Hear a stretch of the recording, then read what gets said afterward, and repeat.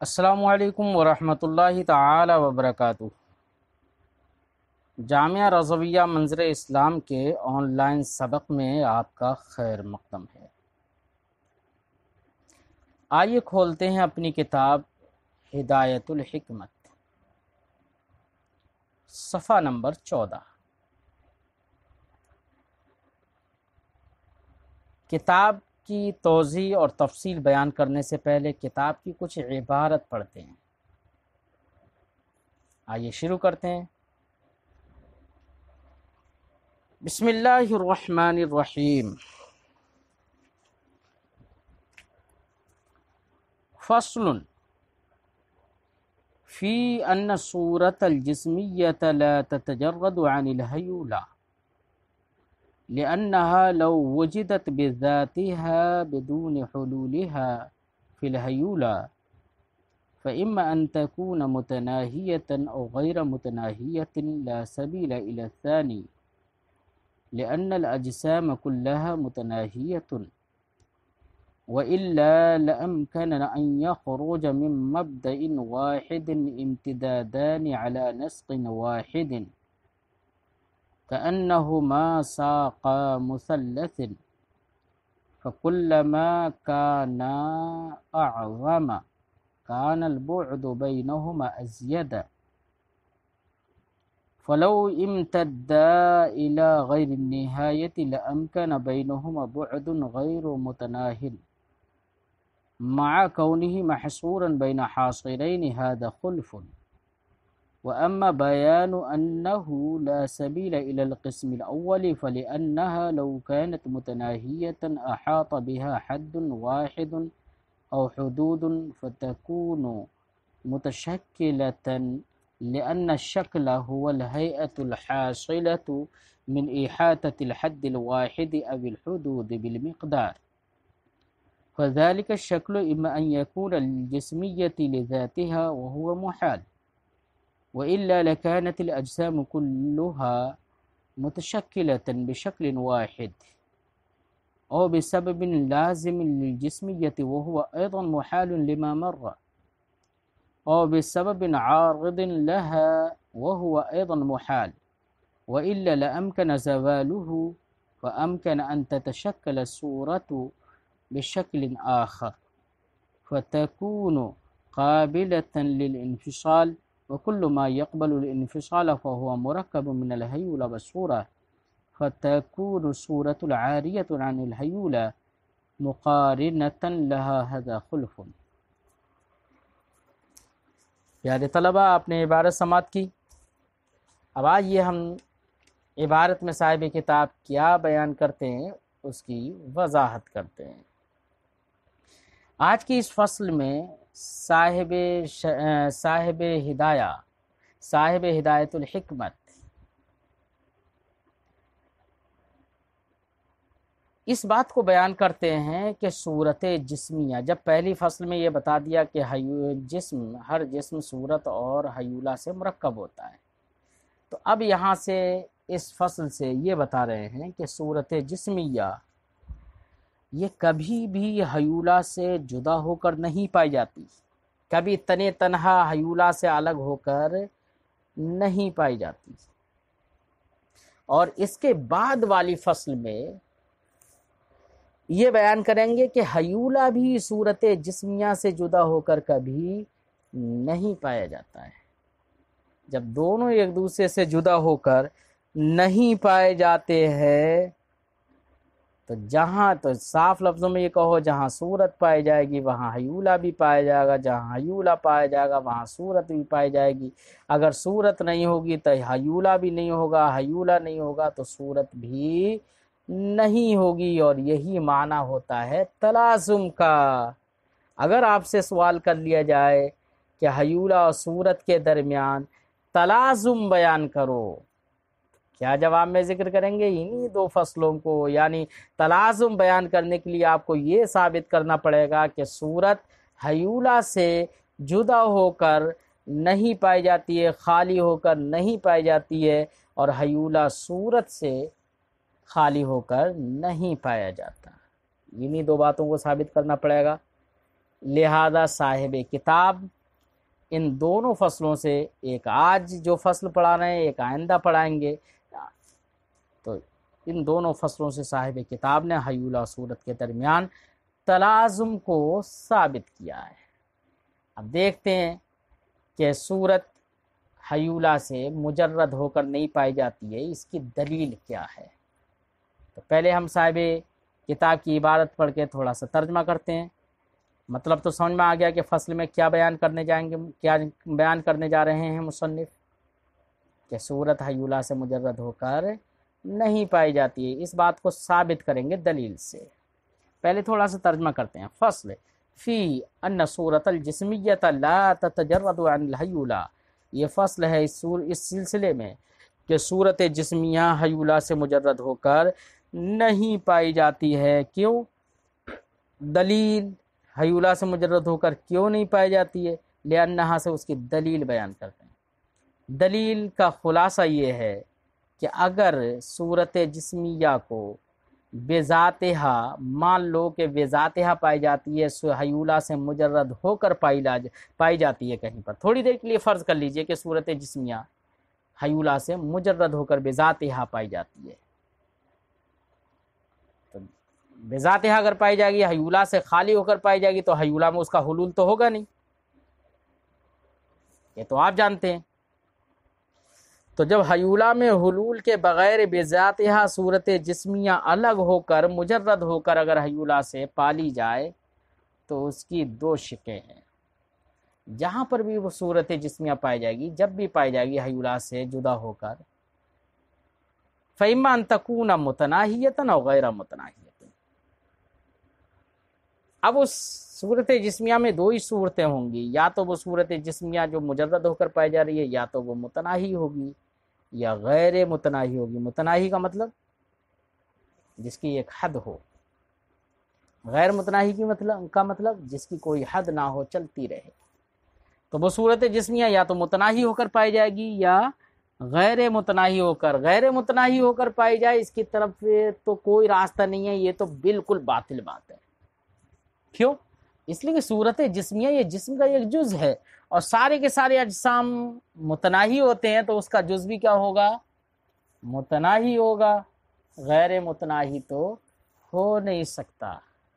یہ تو بالکل، اگر صورت جسمیہ کو غیر متناہی مان لیا جائے تو بالکل یہ ایسے ہی لا یعنی بات ہو جائے گی، جیسے کہ اگر کوئی شخص کہے کہ دو امتداد ایک مبدأ واحد سے نکلتے، مثلا کہیں پر ایک مبدأ مان لو، کہیں سے کوئی ایسی جگہ مان لو جہاں سے دو خط اور دو امتداد نکلیں، بالکل ایسے مان لو جیسے کہ آپ اپنی انگوٹھے کے پاس والی انگلی یعنی کلمہ شہادت کی انگلی اور بیچ والی انگلی، ان دونوں انگلیوں کو کھلا چھوڑ دو، اور باقی آخر کی دونوں انگلیاں انگوٹھے کو آپ بند کر لیجئے، اور پھر یہ دونوں جو انگلیاں ہیں شہادت کی اور بیچ والی انگلی، ان دونوں انگلیوں کو آپ پھیلائیے کھول کر۔ اب دیکھیے کہ ان دونوں کے نیچے کے سرے ایک جگہ پر ملتے ہیں، تو جس جگہ پر دونوں کے سرے مل رہے ہیں، جہاں سے یہ دونوں شروع ہو رہی ہیں، تو وہ اس کا مبدأ ہوگا۔ اب وہاں سے یہ دونوں انگلیاں شروع ہوئی، آگے تک چلی آئیں ہیں، اور جتنی آگے تک بڑھ رہی ہیں اتنے ہی ان دونوں کے بیچ میں جو دوری ہے وہ بڑھتی چلی جا رہی ہے۔ بات سمجھ میں آ گئی؟ تو بالکل اگر صورت جسمیہ کو غیر متناہی مان لیا جائے تو بالکل یہ غیر متناہی ماننا ایسے ہی لا یعنی ہوگا جیسے کہ اگر کسی مبدأ واحد سے ہم دو امتداد فرض کر لیں، جو دونوں امتداد ایک ہی طرز پر نکلیں اور ایک ہی طرز پر چلیں، ایسے نکلیں جیسے کہ مثلث یعنی ترکوڑ جو ہوتا ہے تین کونوں والا، اس کے دو ساق جو ہوں وہ دو ساق ہوں، بالکل اس طریقے سے ہم مان لیں جیسے کہ ہم نے انگلیاں بنا کر دکھائیں، دونوں انگلیاں ہیں، یہ دونوں ترکوڑ کے ساق ہیں، اگر دونوں انگلیوں کے اوپر ہم تیسری انگلی ایسے رکھ دیں تو ترکوڑ بن جائے گا نا، تو وہ تیسری انگلی کو ہٹا لیں ہم، تو یہ ترکوڑ کے دو ساق ہو گئے نا ہماری دو انگلیاں، بالکل اسی طریقے سے مبدا واحد سے مثلث کے دو ساقوں کی طرح، دو ساقوں کے طرز پر دو امتداد مبدا واحد سے نکلے، تو ظاہر بات ہے جب جتنے یہ دونوں امتداد آگے بڑھتے رہیں گے، بڑے ہوتے رہیں گے، ویسے ان دونوں کے درمیان بعد بھی بڑھتا رہے گا۔ اب سوال یہ ہے کہ یہ دونوں امتداد یا تو الی غیر النہایہ چلے جائیں گے، اگر الی غیر النہایہ چلے جائیں، جب یہ دونوں امتداد غیر متناہی ہو جائیں گے تو ان کے بیچ میں جو بعد ہوگا وہ بھی کیا ہو جائے گا؟ غیر متناہی، حالانکہ وہ متناہی ہے پہلے ہی سے۔ کیسے؟ اس لیے کہ متناہی کہتے کسے؟ جس کو ایک حد یا چند حدیں گھیری ہوئی ہوں، اور یہاں پر ان دونوں امتداد، دونوں حاصروں کے درمیان میں جو بعد ہے، جو دوری ہے، وہ تو انہی دونوں امتداد کے بیچ میں ہے نا۔ تو دو حاصر یعنی دو گھیرنے والے تو اسے گھیرے ہوئے ہیں، تو ایک حد یا چند حدیں جسے گھیرے ہوئی ہوں وہی تو متناہی ہوتا ہے، جو محدود ہے۔ تو یہ تو متناہی پہلے سے ہیں، اور یہاں پر آپ نے دو ساق فرض کر لیے، الی غیر النہایہ ان کو مان لیں، تو پھر ان کے بیچ میں جو دوری ہے جو پہلے سے متناہی ہے، اس کا متناہی ہونا متعین ہے، اس کا غیر متناہی ہونا لازم آ جائے گا۔ اور یہ تو جو متعین ہے، جس کا متناہی ہونا متعین ہے، اس کا غیر متناہی ہونا لازم آ رہا ہے، اس لیے یہ تو ہے باطل۔ بالکل اسی طریقے سے صورت جسمیہ اگر پائی جائے اور وہ غیر متناہی ہو تو یہ بھی بالکل اسی طریقے سے باطل ہوگا۔ کیوں؟ اس لیے کہ صورت جسمیہ وہ جسم کا ایک جز ہے، اور ہر جسم، تمام اجسام متناہی ہوتے ہیں، تو اس کا ہر جز کیا ہوگا؟ متناہی ہوگا۔ بات سمجھ میں آ گئی؟ تو صورت جسمیہ اگر حیولہ کے بغیر پائی جائے تو اس کی دو شکیں تھیں، یا تو متناہی ہوگی، الگ پائے جانے کی صورت میں یا تو متناہی ہوگی یا غیر متناہی ہوگی۔ غیر متناہی ہو تو یہ بالکل باطل ہے، جس کی ہم نے اب تک توضیح کی تھی۔ پہلے اس کا ترجمہ کرتے ہیں، پھر شق اول پر گفتگو کرتے ہیں کہ اگر متناہی ہو تو کیا خرابی لازم آئی۔ تو پہلے ترجمہ کرتے ہیں۔ اگر حیولہ میں حلول کیے بغیر صورت جسمیہ بذاتها پالی جائے، فإما أن تكون متناہیۃ أو غیر متناہیۃ، تو یہ صورت جسمیہ یا تو متناہی ہوگی یا غیر متناہی ہوگی۔ لا سبیل إلی الثانی، غیر متناہی ہو اس کی طرف کوئی راستہ نہیں۔ کیوں؟ یہ باطل ہے۔ کیوں؟ لأن الأجسام كلها متناہیہ، کیونکہ اجسام سب کے سب متناہی ہوتے ہیں۔ اگر اس کو غیر متناہی مان لیا جائے متناہی ہونے کے باوجود، تو خرابی کیا لازم آئیں گی؟ وَإِلَّا سے وہ خرابی بیان کر رہے ہیں جس کی ہم نے توضیح کی تھی۔ وَإِلَّا لَأَمْكَنَ أَنْ يَخْرُجَ، ورنہ تو بالکل یہ ایسے ہی ہو جائے گا کہ ممکن ہو کہ ایک مبدا سے، من مبدأ واحد، ایک مبدا سے امتدادان، دو امتداد نکلے، علی نسق واحد، ایک ہی طرز پر، اس طور سے نکلیں کأنہما ساقا مثلث، جیسے کہ وہ مثلث کے دو ساق ہوں۔ ساق ویسے پنڈلی ہوتا ہے، لیکن مثلث کے دو ساق یعنی ایک نقطے سے دو امتداد جب نکلتے ہیں تو اگر ان دونوں ساقوں کو اگر اس کے اوپر تیسری ساق بنا دی جائے تو وہ مثلث بن جاتا ہے۔ تو یہ جو دونوں ایک مبدا سے دونوں نکلے تھے، یہ دونوں ساق کہلاتے ہیں مثلث کی۔ فَكُلَّمَا كَانَ أَعْظَمَ، تو جب وہ دونوں امتداد بڑھتے رہیں گے، کان البعد بینہما ازید، تو ان کے درمیان بعد بھی بڑھتا رہے گا۔ فلو امتدا الی غیر النہایہ، تو اگر وہ دونوں امتداد الی غیر النہایہ ممتد ہو جائیں، دراز ہو جائیں، لامکن بینہما بعد غیر متناہی، تو ان کے بیچ میں جو بعد ہے اس بعد کا بھی غیر متناہی ہونا ممکن ہوگا۔ مع کونہ محصورا بین حاصرین، حالانکہ وہ دو حاصروں کے درمیان محصور ہے، دو امتداد جو دونوں حاصر ہیں اس کے لیے، دونوں اس کو گھیرنے والے ہیں، ان دونوں کے درمیان وہ محصور ہے۔ تو جو دو حاصروں کے درمیان محصور ہو اس کا غیر متناہی ہونا، یہ جس طریقے سے یہ باطل ہے، ہادہ خلفن، یہ خلاف مفروض ہے کہ دو حاصروں کے درمیان محصور شے کا غیر متناہی ہونا لازم آ رہا ہے، یہ خلاف مفروض ہے، یہ باطل ہے۔ تو جس طریقے سے یہ باطل ہے، ویسے ہی یہ بات بھی باطل ہے کہ صورت جسمیہ حیولہ کے بغیر پائی جائے اور وہ غیر متناہی ہو۔ ٹھیک ہے، کیونکہ سارے اجسام متناہی ہیں تو اس کا ہر جز بھی کیا ہوگا؟ متناہی ہوگا۔ اچھا، اب رہا شق اول کا بیان جس کو صاحب کتاب کرے اما بیان ہو انہ لا سبیل الی القسم الاول، رہا اس بات کا بیان کہ قسم اول کی جانب کوئی راستہ نہیں۔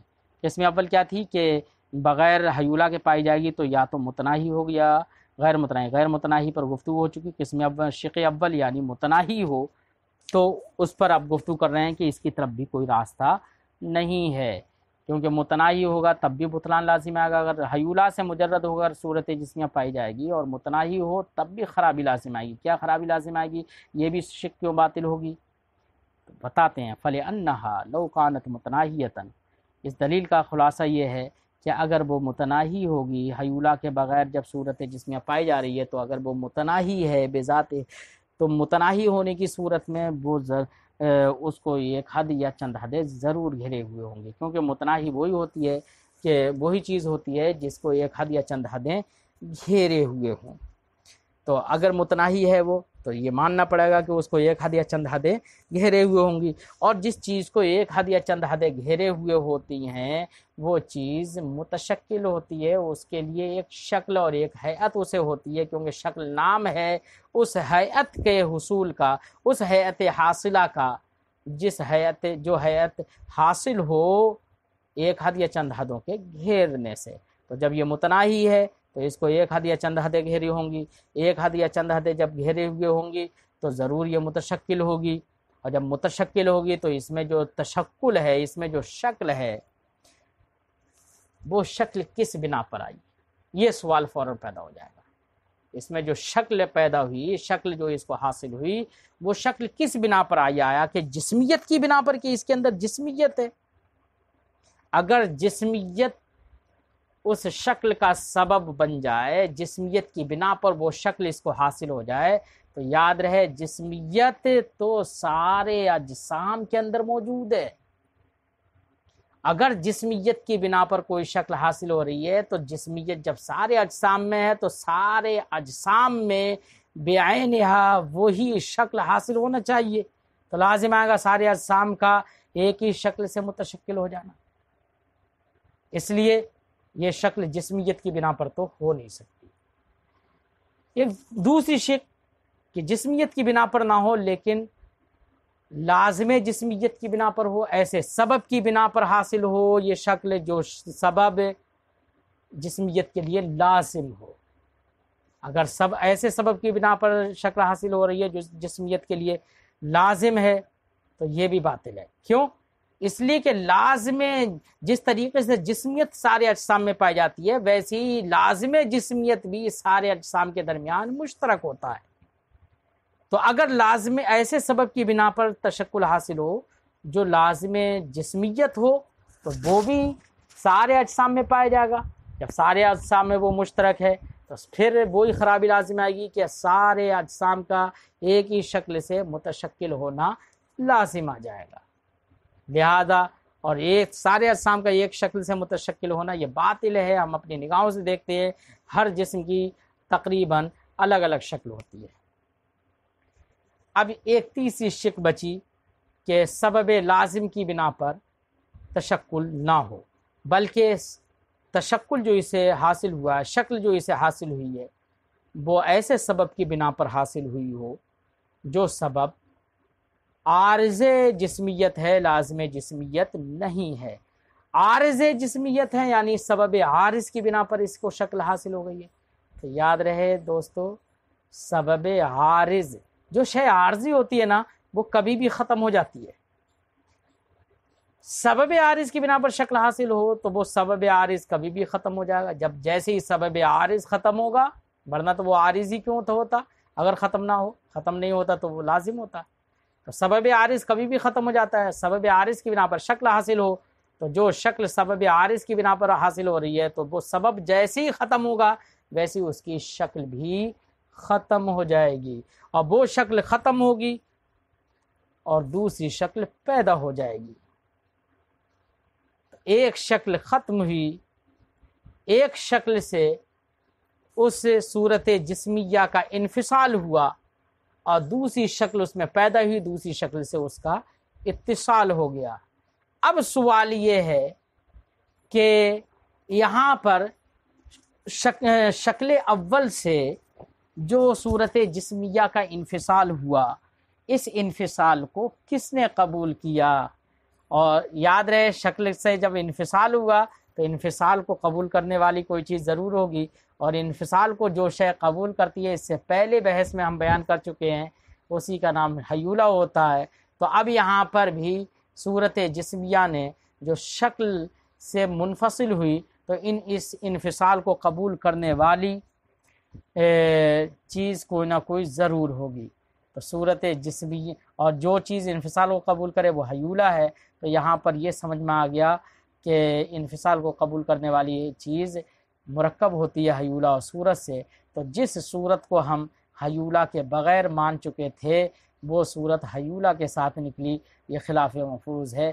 اس لیے دونوں شکیں کہ چاہے اگر صورت حیولہ کے بغیر جب مانی جائے تو یا تو متناہی ہوگی یا غیر متناہی، دونوں شقیں باطل، اور دو ہی شقیں ہو سکتی تھیں، دونوں جب باطل ہو گئیں۔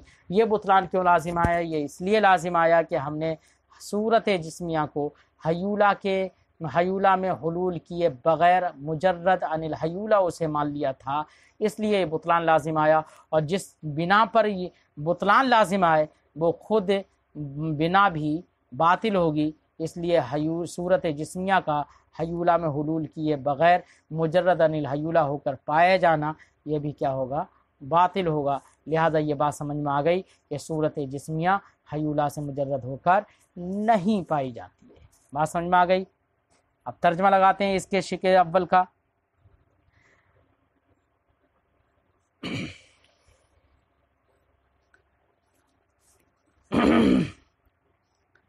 اما بیان انہ لا سبیل الی القسم الاول، رہا اس کا بیان کہ قسم اول کی طرف یعنی متناہی ہو، اس کی طرف کوئی راستہ نہیں۔ اس کی دلیل فلأنہا لو کانت متناہیۃ، کیونکہ اگر صورت مجرد عن الحیولہ ہو کر پائی جائے اور متناہی ہو تو احاط بہا حد واحد و حدود، تو اس کو ایک حد یا چند حدیں گھیرے ہوئے ہوں گی، فتکون متشکلۃ، تو جب ایک حد یا چند حدیں گھیرے ہوں گی اسے تو ضرور وہ متشکل ہو جائے گی صورت۔ لأن الشکل، کیونکہ شکل نام ہے اس ہیئت کا جو ایک حد یا چند حدوں کے گھیرنے سے حاصل ہو مقدار میں۔ فذالک الشکل، تو وہ شکل جو اسے حاصل ہوئی ہے، اما یکون للجسمیت، یا تو وہ جسمیت کی بنا پر شکل حاصل ہوئی ہوگی، لذاتها جسمیت کی بنا پر، اور یہ محال ہے۔ کیوں؟ اس لیے کہ وَإِلَّا لَكَانَتْ، اگر جسمیت کی بنا پر شکل حاصل ہو تب تو لکانت الاجسام کلھا متشکلۃ بشکل واحد، تب تو سارے اجسام شکل واحد سے متشکل ہو جائیں گے، لہذا جسمیت کی بنا پر شکل نہیں ہو سکتی۔ اور بے سبب لازم الجسمیہ، یا ایسے سبب کی بنا پر شکل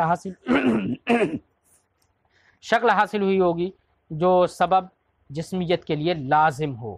وہو ایضا محال، یہ بات بھی محال ہے، کیونکہ یہ بات پہلے گزر چکی ہے کہ جسمیت کی بنا پر ہو تو جسمیت سارے اجسام میں موجود ہے تو سارے اجسام کا متشکل بے شکل واحد ہونا لازم آئے گا۔ تو جس طریقے سے جسمیت سارے اجسام میں مشترک ہے ویسے ہی لازم ہے جسمیت بھی سارے اجسام میں پایا جائے گا، کیونکہ ملزوم جب سب میں مشترک ہے تو اس کا لازم بھی سب میں مشترک ہوگا، تو تب بھی وہی سارے اجسام کا متشکل بے شکل واحد ہونا لازم آئے گا۔ اس لیے مصنف نے کہا وَهُوَ أَيْضًا مُحَالٌ، یہ بات بھی محال ہے، لما مرہ، اسی کی وجہ سے جو بات گزر چکی۔